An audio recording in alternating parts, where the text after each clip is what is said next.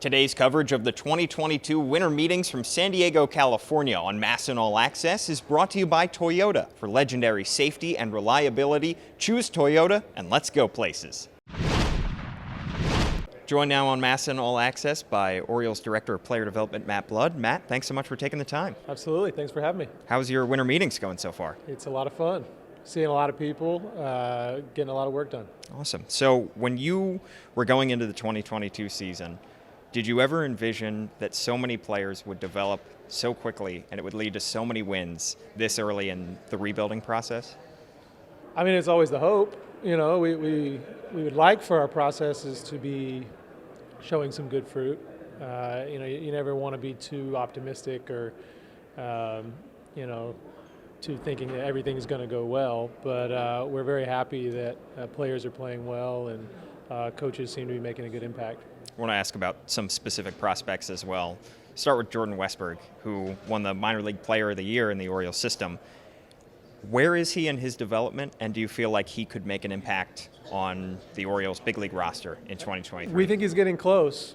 He did have a great year last year of learning, I would say. I mean, he had some ups and downs, but throughout the entire season, he put together a nice body of work. And I think he's showing his game coming sort of well-rounded. You know, he can hit, he's got power, and he can play on the infield just about anywhere you want him to. So for him, it's just about continuing to polish some of the skills and be ready for whenever his name's called. Another infielder, Joey Ortiz, a little bit lower down on the prospect ranking, but his bat way outlived the hype this year. Do you feel like his bat is close to where it needs to be for him to be a AAA to big league player? We've always felt Joey is a little underrated. As everybody knows, he's a fantastic defender and has put a lot of work in on the offensive side. He had an injury a couple years ago that slowed him down. This year, he really made some strides, especially in the second half of this season. And as the bat continues in the trajectory that it's showing, it could be a very exciting player. I think somebody who kind of flew under the radar this year because there were so many other prospects that were developing so quickly, Kobe Mayo. He had a little bit of missed time with injuries, but somebody who still is projected to have a very high ceiling. How did his development go this year, and do you feel like he met your expectations and his own expectations? Well, for a player his age, he's very young, to be in Double-A and competing in Double-A at the way he did, he's doing great. You know, he's right where he's ahead of schedule, to be honest, and he's got some really exciting tools, and I think next year will be a pretty important year for him. And Gunnar Henderson, of course, was the story for the second half of the season, and especially after his call-up in September. Going into this season, did you ever imagine that he would be on the big league team by the end of the year? He said he was going to be, and, you know, you never doubt him. Yeah. You know, he works incredibly hard as anyone, and you know, he went right after it, and I can't say that I was surprised. I wouldn't have bet on it, but I wouldn't have bet against it, if you know what I mean. So we're very happy for him, and hopefully, you know, he continues progressing because he's so young and so talented, and has a very bright future.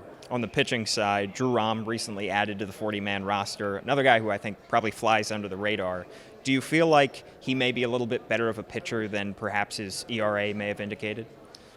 He's got a lot of weapons, and he likes to use them, and I think that that's going to serve him well. You know, next season as he gets more time in AAA, and then, you know, whenever his name is called in the major leagues. But he's always going to have to pitch and use his weapons and deception, and you know, yeah, hopefully he's a very productive major leaguer. DL Hall got his taste of the big league ball at the end of this past year. What's the next step in DL's development, and how can you help him reach that? DL, as we all know, has electric stuff. He's a competitor, and just like most young pitchers, it's about improving consistency of execution. And the better and better he gets at that, the more effective he's going to be, and that will determine ultimately what role he falls into. But he has the ability to be as good as anyone. I know I've thrown a lot of names at you. One more I want to I know them all, though. So you good. do. It's amazing. It's a Rolodex. But Jackson Holliday, #1 overall pick. The hype has started to build, especially this offseason. We've heard the term superstar, future superstar be thrown around.